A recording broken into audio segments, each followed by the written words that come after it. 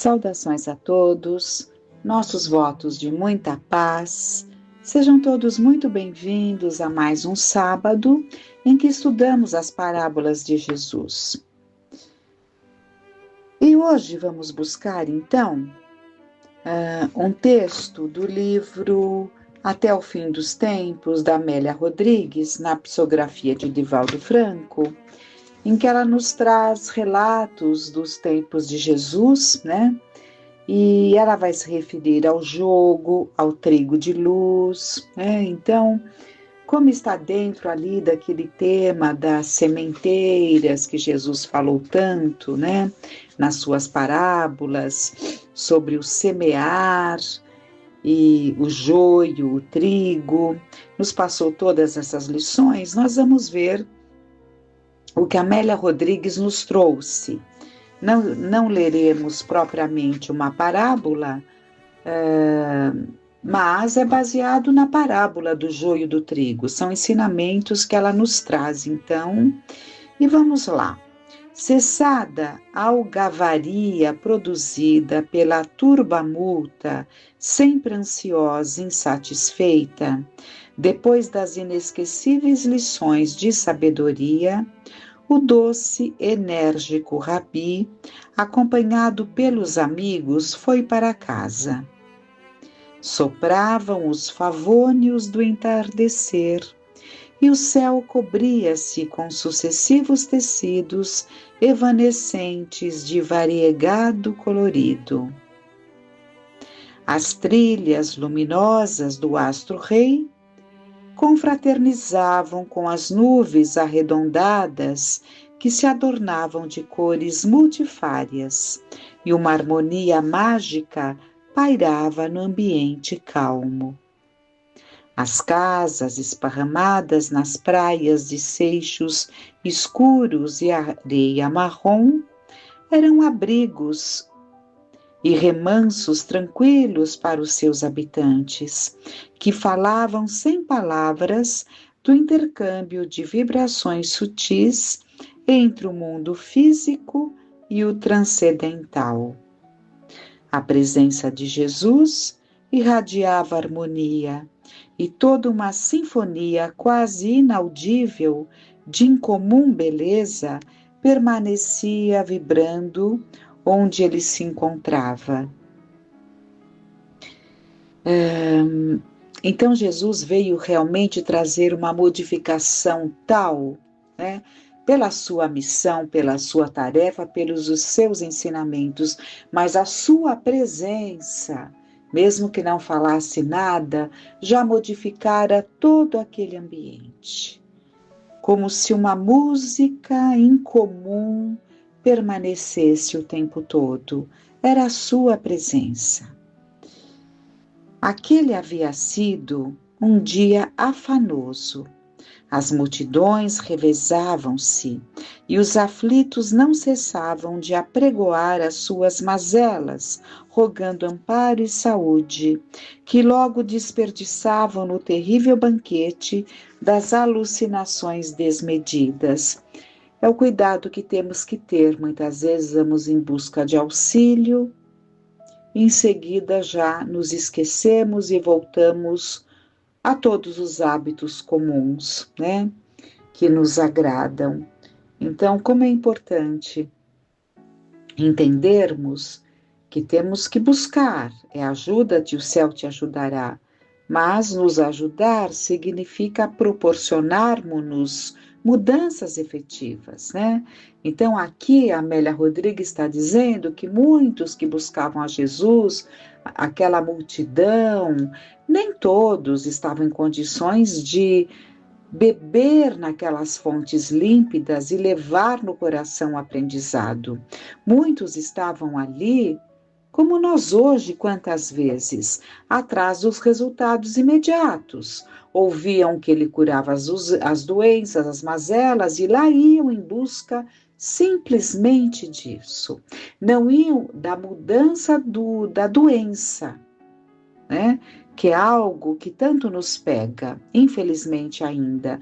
Damos mais valor às doenças físicas que às doenças da nossa alma, né? Damos mais valor à saúde do nosso físico que à nossa saúde espiritual, mental. Então, e não era diferente, especialmente naqueles tempos tão difíceis. Muitos, ainda tão embrutecidos naturalmente pela época ainda, buscavam mais o conforto para o seu corpo.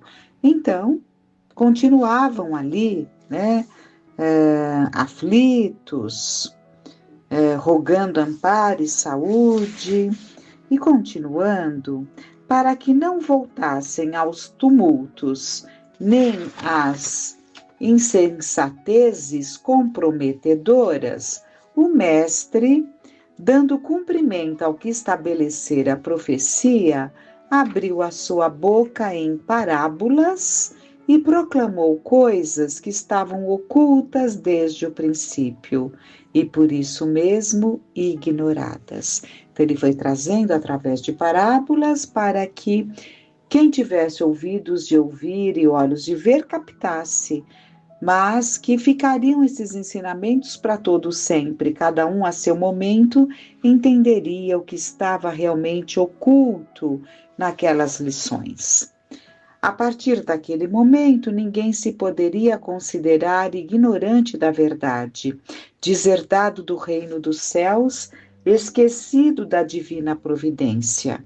João o Batista viera aparelhar, corrigir os caminhos por onde ele prosseguiria, ampliando trilhas e anunciando a era nova. A humanidade, ali representada, reaparecia no futuro dos tempos, renascendo em novos corpos e repetindo a música incomparável do seu verbo libertador, né? Então, a humanidade ali representada reapareceria no futuro, né? Nas variadas encarnações.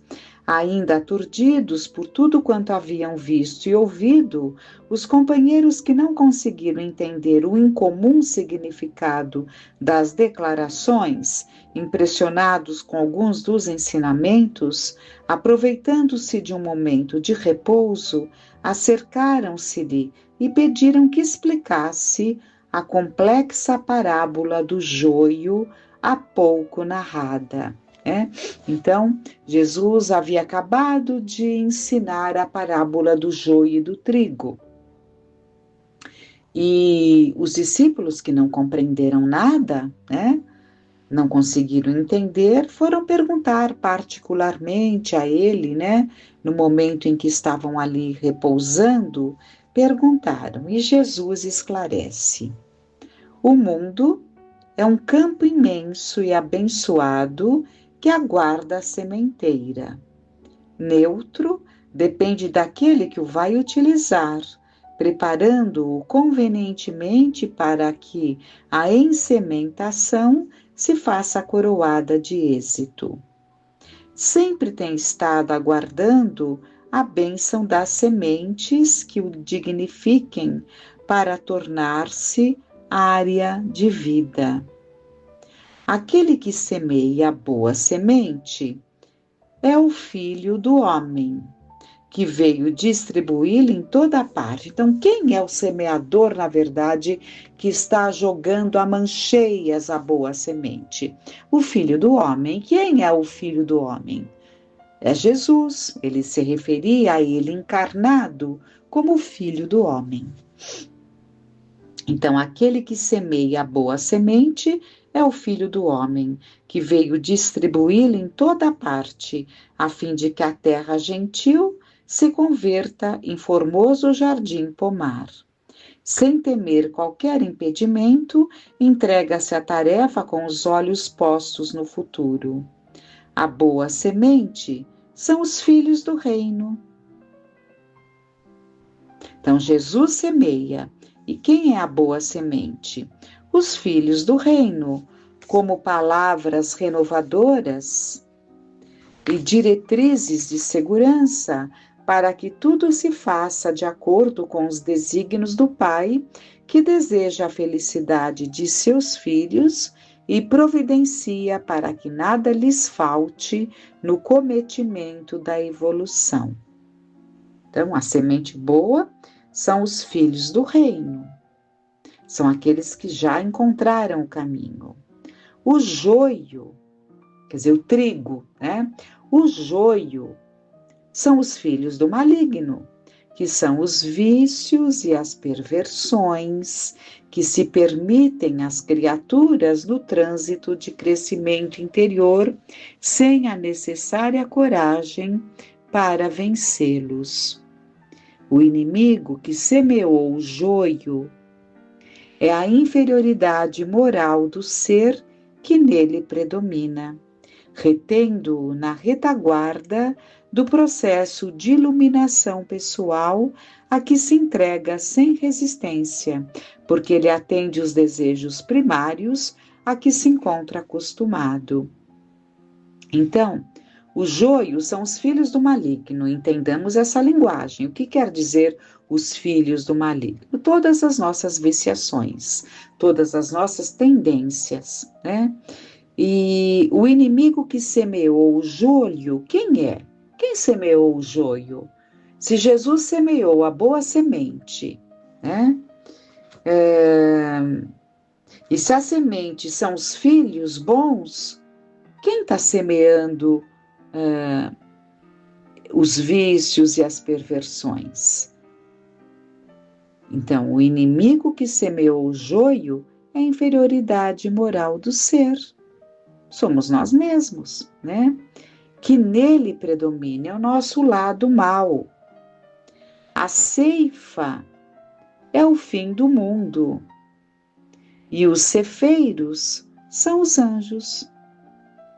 O mundo moral está em constante transformação por causa da transitoriedade da existência física, das suas alternâncias e a seus processos degenerativos.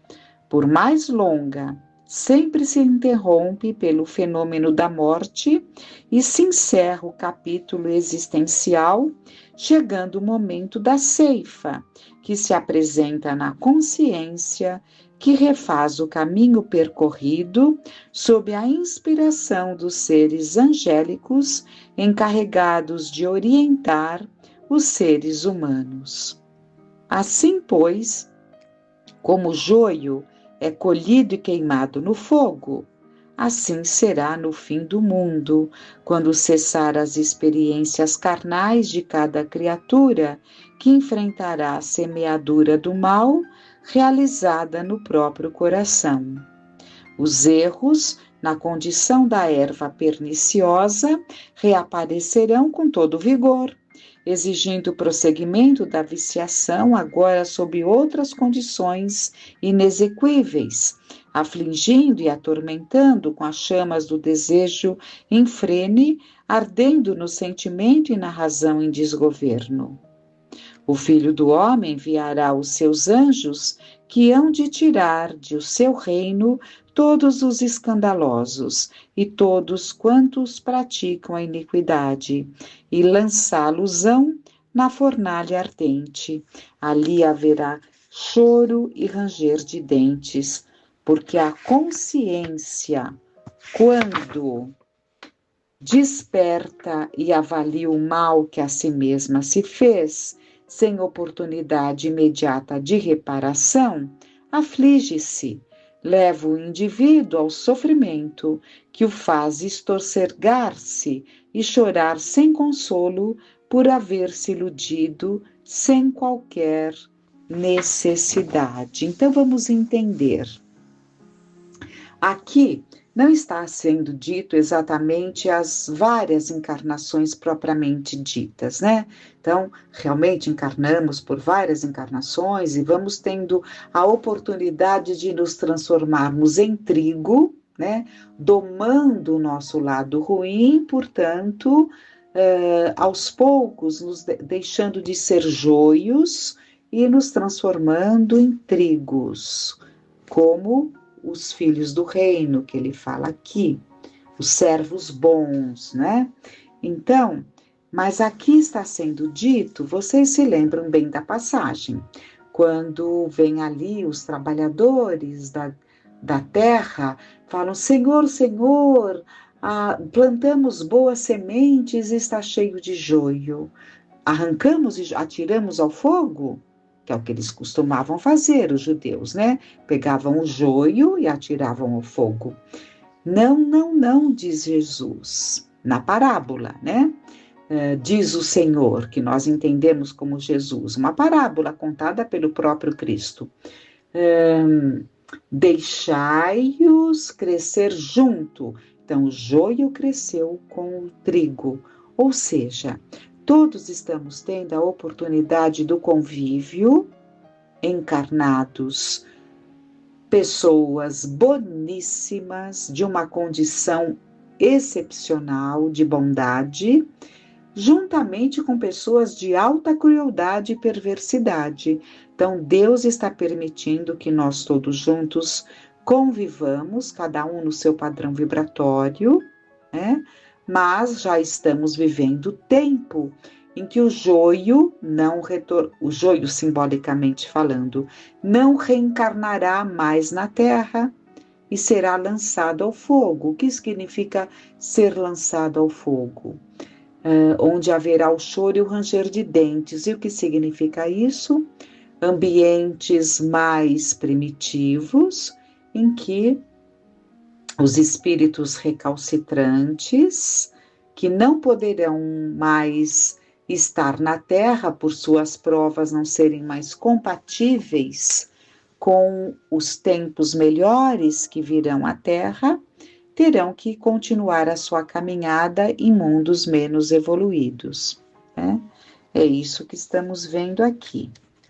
E, continuando, o anjo da morte e o dos renascimentos físicos, após colher os aficionados do escândalo do crime e da perversão, selecionará aqueles que poderão prosseguir na terra e aqueles outros que serão enviados ao exílio em mundos inferiores, mais primitivos e infelizes, muito menos propiciatórias. Será realizada a seleção natural pelos valores espirituais de cada qual, que compreenderá a insânia que se permitiu, evitando esforços hercúleos para se recuperarem. Então, todos nós, ou todos aqueles que trazem a crueldade no coração e forem exilados nesses mundos mais primitivos, com certeza se esforçarão muito para retornarem à pátria terra, à mãe terra, né?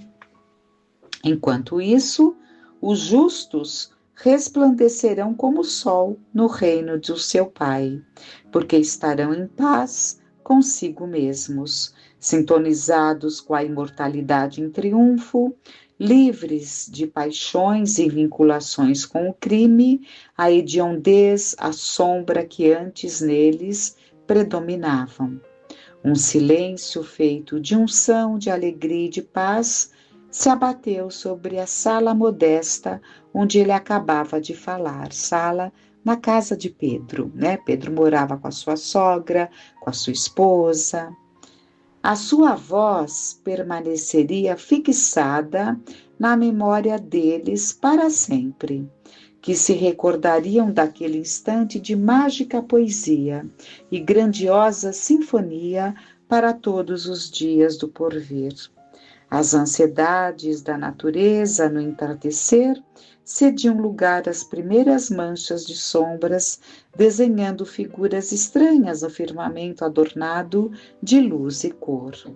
A partir daquele momento, as responsabilidades cresciam e delineavam com maior precisão os compromissos que firmariam com o suor do trabalho e o sangue do sacrifício.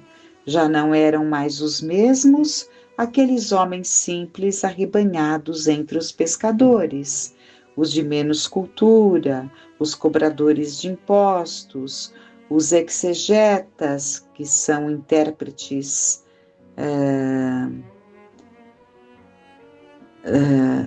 os que comentavam a lei, né? Os exegetas, os indagadores, eles eram uma síntese da humanidade, sem os vernizes sociais enganosos e alguns envolvidos pela gangadura que oculta o diamante precioso. O amigo se encarregava de trabalhá-los a todos para as tarefas que teriam de executar até o fim dos milênios. Eram homens toscos e modestos, sem dúvida, no corpo, mas antes de tudo, espíritos convidados para o grande banquete da Boa Nova para o qual vieram. Então, eram espíritos que aguardavam a Jesus, aguardavam ao seu convite. Então, mesmo trazendo algumas fraquezas, porque Jesus fez questão de escolher discípulos que não eram espíritos de extrema condição. Pensem se o corpo de discípulos de Jesus fossem franciscos de Assis, né? Esses espíritos já de uma condição ficariam muito distantes de nós. Era preciso que enxergássemos em cada um deles uma fraqueza semelhante às nossas. Em Pedro, o medo, né? Em alguns momentos, a fraqueza do medo, quando ele nega, né? No outro discípulo tão querido por Jesus, a cobiça. Né? Em cada um havia ali algo que se assemelha às nossas dificuldades. Assim mesmo, eles conseguiram superar-se e foram excelentes discípulos, porque traziam a bagagem, traziam a condição, embora ainda apresentassem algumas fraquezas. Então, por isso que o resultado foi divino, foi maravilhoso. Né? Eles conseguiram alcançar ali os corações, mostrando as mudanças que se operaram neles pelo convívio com Cristo, e mostrando que mesmo aqueles que não conviveram com Ele, ouvindo seus ensinamentos, poderiam alcançar essas mudanças significativas. É muito aprendizado, é muita beleza. Essas joias desses ensinamentos são pérolas, são riquezas profundas que nos chegam. E só temos a agradecer, não é? Só temos a agradecer e cada vez mais. O Natal se aproximando, então sempre nos lembremos como devemos comemorar o Natal, né? Muitos criticam as ceias, muitos criticam a troca dos mimos, né? Mas podemos tirar o lado bom de tudo. A ceia é feita, né? É feita ali para aqueles que se aconchegarão ao nosso lado na noite de Natal, na santa noite de Natal, em que simbolicamente nos lembramos do nascimento de Jesus, né? Aquele que, como o anjo Gabriel disse, vamos repetir: eis que vos trago boa nova de alegria, que será para todo o povo. É porque vos nasceu na cidade de Davi o Cristo, o Salvador, o Senhor. Então, sempre recordando o nascimento de Jesus, nos reunimos entre família, amigos, nos reunimos e é muito natural que busquemos ali naquele alimento que vamos ofertar o carinho, colocarmos o carinho, a nossa vibração. Quando preparamos algo com amor, preocupados em atender, aconchegar aqueles tantos, a nossa vibração está ali, quando cuidamos do ambiente, né, em que serão recebidos com muito carinho. Tudo isso é carinho, tudo isso é amor, tudo isso é aconchego. Aquele mimo que não é comprado por convenção, mas comprado com carinho, ele carrega a nossa vibração. Né? Então, transformarmos esses hábitos culturais do nosso tempo em que nos reunimos em torno de uma mesa, assim como Jesus também se reunia em torno de uma mesa para a ceia, e ele não dizia: estou ansioso por esta ceia, aquela ceia que acontecia ali antes da sexta-feira, não é? Quando houve ali o seu último dia de encarnado entre nós, ele ansiava, ele falou várias vezes: anseio por essa ceia, porque ele sabia que era o último momento que ele estaria em torno de uma mesa com seus amigos. Então, tudo faz parte, tudo faz parte. Nós temos que saber viver no nosso tempo. Está lá no Homem do Mundo, no Evangelho segundo o Espiritismo, né? Para que vivêssemos como homem do mundo, mas que tudo o que fizéssemos, pensássemos em Deus, né? Se estamos agradando a Deus. Então é isso, que nos preparemos. São tempos em que a nossa sensibilidade se aguça, ficamos mais dóceis às inspirações amorosas. Então, que saibamos valorizar e aproveitar esses tempos, fazendo com que o Natal nasça no nosso coração, envolvendo a todos aqueles que convivem conosco, que estão no nosso radar, né? Que sejam muito envolvidos por essas bênçãos. Que fiquemos em paz.